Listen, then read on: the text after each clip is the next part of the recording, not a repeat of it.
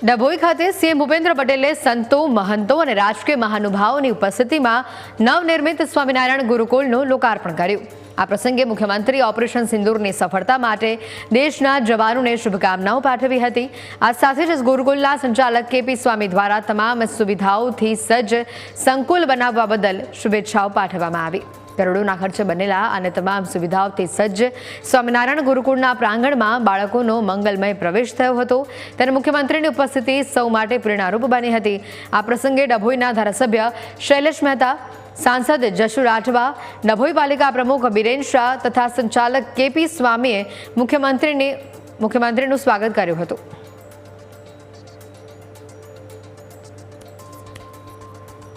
KP સ્વામીજીના નેતૃત્વમાં સ્વામિનારાયણ ગુરુકુલ સરદારનગર ભાવનગરમાં આશરે 25,000થી પણ વધારે વિદ્યાર્થીઓ કેજી થી પીજી સુધીનું એજ્યુકેશન લઈ રહ્યા છે। પૂજ્ય સ્વામીજીની દીર્ઘદ્રષ્ટિ અને બહુ જ વિશાળ ભાવના હતી કે દર્ભાવતીના આંગણે પણ આ સંસ્થાની એક ભગીની સંસ્થાનું નિર્માણ થાય। તો આપ સૌ જોઈ રહ્યા છો કે દિવ્ય ભવ્ય નવ્ય સ્કૂલ બિલ્ડિંગ, સ્કૂલ સંકુલનું અહીંયા નિર્માણ થયું છે। આજથી દર્ભાવતીને આંગણે સ્વામિનારાયણ ગુરુકુલ દર્ભાવતીનો પ્રારંભ થઈ ચૂક્યો છે। અમે આશરે 300 જેટલા વિદ્યાર્થીઓ તો ફર્સ્ટ પહેલા જ વર્ષમાં પ્રવેશ લઈ ચૂક્યા છે। આ સંસ્થા એ સંસ્કાર અને વિદ્યા, બ્રહ્મવિદ્યા અને સદવિદ્યાનું એજ્યુકેશન આપનારી સંસ્થા બનશે।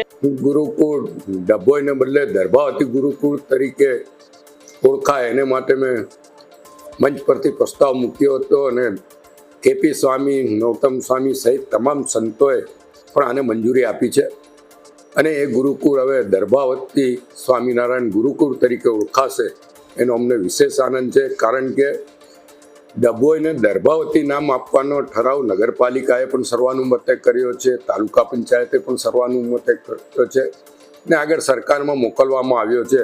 ત્યારે હવે આ ગુરુકુળ પણ ડભોઈને બદલે દર્ભાવતી